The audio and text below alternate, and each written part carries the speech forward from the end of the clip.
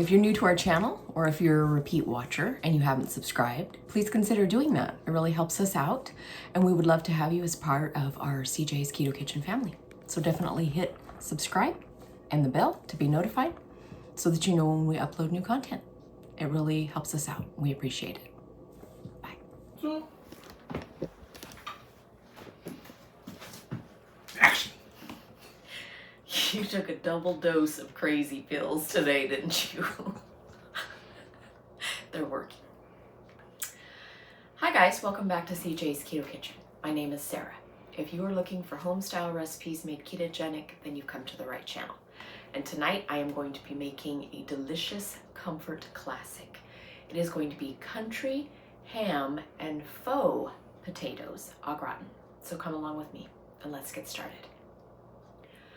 So if you are unfamiliar with faux potatoes, that is usually something that is mimicking potatoes. In this case, it is going to be turnips. If you're not familiar with turnips, they are a root vegetable that are a lot lower in carbs than regular potatoes. And they can be easily made into a potato dish without really any difference because they taste very similar. They're almost like a large radish. So if you've ever tried radishes in place of potatoes, it's very similar. Let me show you what you're going to need to preheat your oven to 350 degrees. So the first thing that you're going to need is about 4 or 5 sliced turnips. So turnips look like this. The smaller, the better. The closest to golf ball size that you can find, then they will be a little less pungent. Sometimes root vegetables can have a bit of a tang to them. So if you want them to be less tangy, the smaller the better. And you do want to try and get them sliced as small as you can. I've used my mandolin. I love that kitchen tool. My children fight over it for doing zucchini and onions and all kinds of things. I highly recommend it. We always have one linked in our Amazon storefront. So as I said, I have about 5 of them that I've sliced up really small like that in the bottom of my baking dish.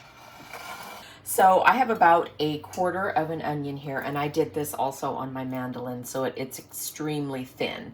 You can just chop it, but I had the mandolin out already doing the turnips, so I went ahead and did my onion that way. You are going to need about 2 cups of already cooked ham. Most all ham is already cooked. Mine is cubed. You could use leftover ham if you're going to be doing this for Easter or some other occasion. If you can't find that, you can always find cubed ham. You can find ham steaks. You can ask your deli for ham. There's all kinds of ways to get ham. I have 2 cups and it's cubed. You are going to need 8 ounces of softened cream cheese. I've already put mine in the saucepan because I'm going to be making the cheese sauce with it, so it's already resting in there. But you need 8 ounces. You are also going to need a cup of heavy cream. You're going to need several tablespoons of butter. I am going to be sauteing my onion and ham with some butter, and then we're also going to be putting a couple of pats on top of our au gratin potatoes when we're finished. You are going to need seasonings. I have garlic, all-purpose seasoning, pepper, and salt. I have about a tablespoon of fresh thyme here. You could use dried, but I do like using fresh herbs when I can, and thyme is my favorite. So I have thyme here. Get that. And lastly, we need 2 cups of shredded cheese. I'm using cheddar here, but you could use any kind of cheese that you enjoy. We're going to use some of this to make our cheese sauce, and then the rest is going to be put into our dish. So I'm going to put a little bit of butter in the middle of my skillet, and I'm going to add my onions in so they can saute and soften with our ham. I'm also going to add my herbs eventually. So I'm just going to wait for that to melt, and then I will add my onions in.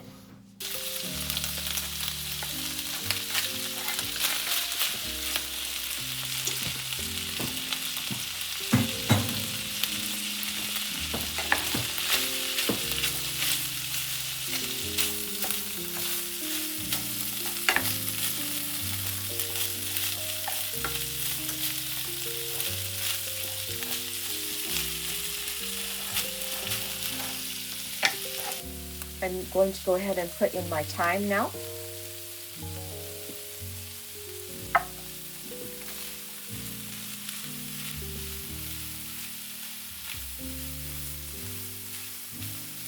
Okay, I'm finished with our meat and onion mixture, and I'm just going to go ahead and put that right on top of our turnips in the baking dish.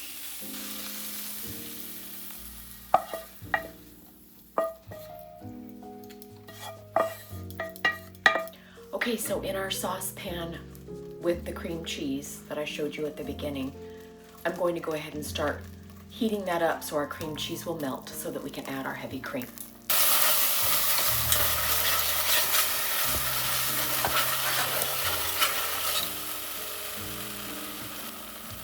All right, I'm putting the heavy cream in. And we're just going to keep whisking that to make sure that it doesn't get any lumps in it.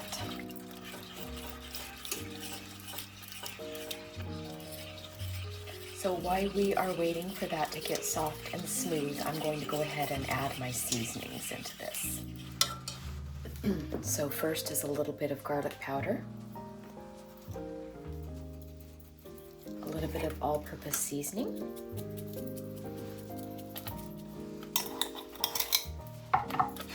some salt,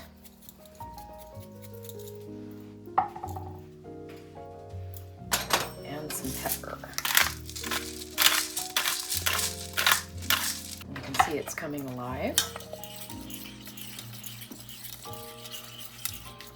Alright, so it is now time to add about a cup of our cheese. So I want about a cup. We're just going to keep stirring that until the cheese melts and incorporates into our sauce.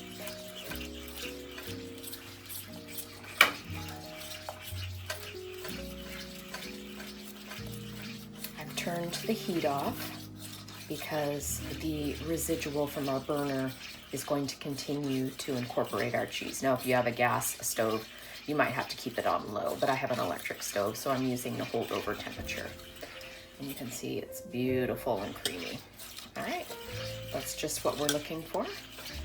And I am going to go ahead and pour this over our mixture and combine everything so we can get it in the oven.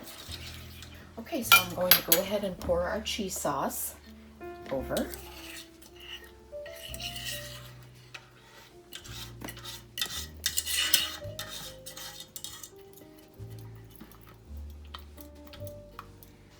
Now I'm just going to stir everything together so we get a nice even mixture of our turnips and our cheese and our meat.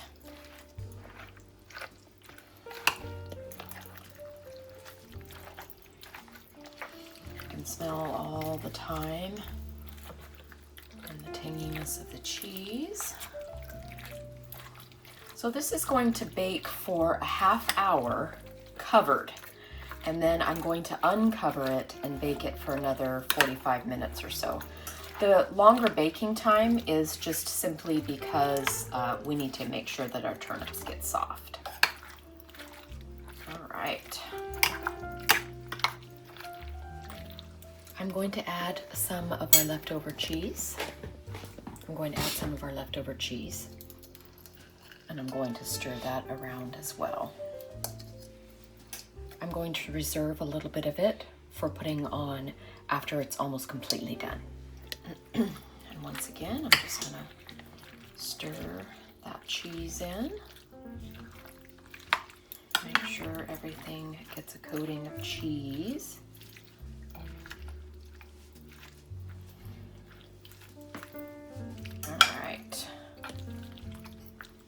Press everything down. Okay, so this is where our reserved pats of butter come in. I'm going to put my reserved pats of butter just on top. And then I'm going to get my foil and I'm going to cover this. Butter is traditional in au gratin potatoes. If you were going to get an au gratin box of potatoes from Betty Crocker or somewhere in the store, butter is going to be part of what you put in to make the sauce. It's very traditional, it's what's done, and that's what I'm doing here.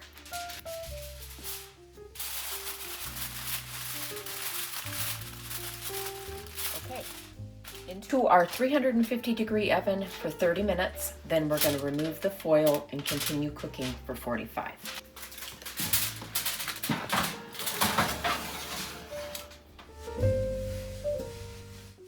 So it has been in for 30 minutes covered. Now I'm going to take the foil off and we're going to continue to cook it for about another 45 minutes or so, or until it's tender.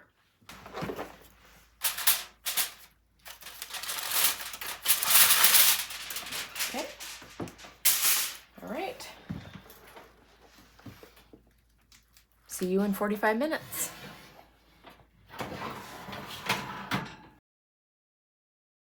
Okay, it's time to take it out. My goodness, that looks delicious. Okay, so you are definitely going to want to let this sit for at least 15 minutes or so and let it stop bubbling. All the butter is going to sink in. And any oil that you see from the surface is going to sink in as it cools. It's just from the melted cheese. All right, there it is, the delicious country ham and faux potatoes au gratin. And we're gonna have a taste test. I know I look. You look fine, I'm on your face. Hi. Hi. All right, let's see how these taste. Okay. They look like potatoes. That's the idea. I think you're not telling the truth. These are potatoes. Nope. They're potatoes. You can't tell that these are turnips. Mm-hmm. You can't. They don't have any turnip flavor, which is the point. Yes. And yeah, these are really flavorful. Good combination of the cheese and the cream cheese. Makes a delicious sauce, coating it all. And I'm serious, I'm not just saying it's because, you know, you're my Because I'll wife hit you with my rolling pin. and I'm afraid of you. You really cannot tell that these aren't potatoes. Awesome. You can't. So I think people will like them. They should give them a try and they should serve them to their family and see what they say. Yeah, I think that's a very good dare. Yeah. So good job, man. Thanks.